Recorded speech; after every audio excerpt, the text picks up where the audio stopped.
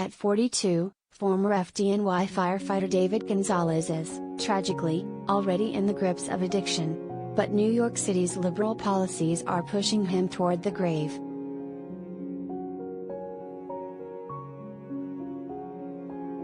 On Thursday, the Post profiled Gonzalez, who spends half his day shooting up heroin. He spends the other half shoplifting enough stuff to sell and feed his 10-baggie-a-day addiction. Then he beds down at a taxpayer-funded shelter that could care less what he does, day or night.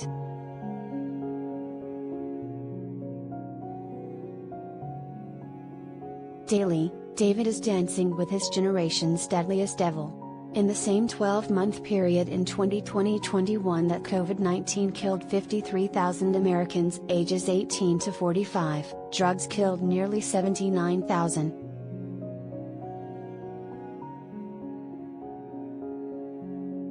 Did I say drugs?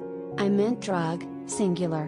One narcotic outpaced the death toll among young and reasonably young adults by almost 50%. Its name is fentanyl, and it is driving the latest wave of America's protracted opioid epidemic.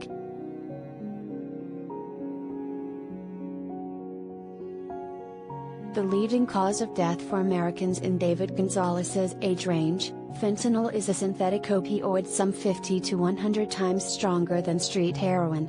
It is cheaply made and overpoweringly potent, a killer combo that has led to its rapid poisoning of North America's illicit narcotics stream.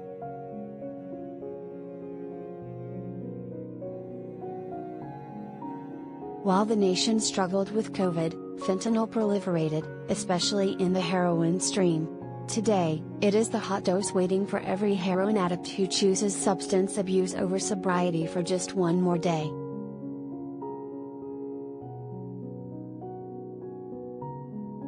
Safe haven.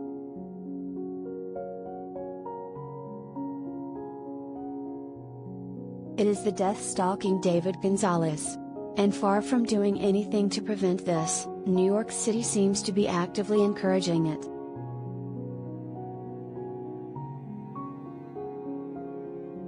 Instead of steering David toward rehab, New York City steers him toward safe haven, a form of transitional housing run by the city that allows him to check in every 3 days instead of each day, like a traditional homeless shelter. Indicative of our progressive paradise, safe haven doesn't force anyone to stay off drugs, or even stop shoplifting, as a stipulation for providing shelter. How forward-thinking.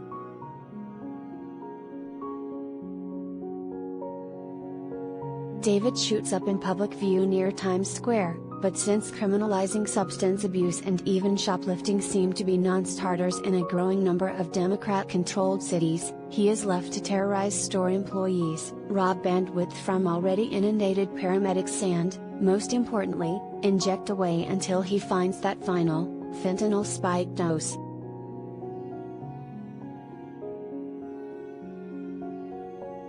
As an addict, I know full well the stark difference between shaming an addict and enabling him. David Gonzalez should not be ashamed to be suffering from addiction. But for his own sake, nor should he be enabled to continue along this perilous path indefinitely.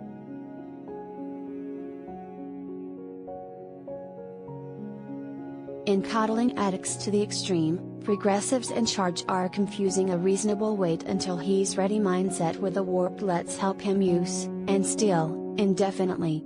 The former is aiding David's need to take ownership of his life, the latter is abetting his unwillingness to do so.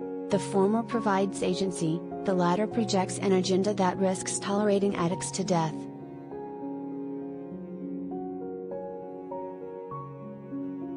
We need to do better than this. Safe haven should not mean safe space.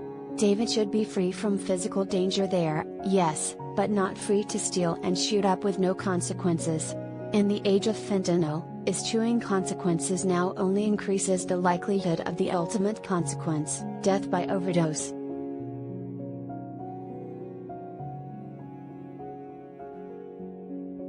A disservice.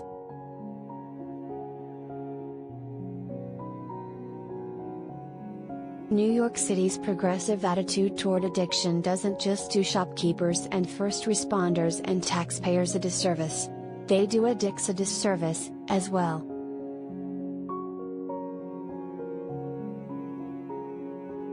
In a city where addicts' feelings are far more important than their fates, the next thing you'll likely read about David Gonzalez is his obituary. That's not progressive. That's an outrage.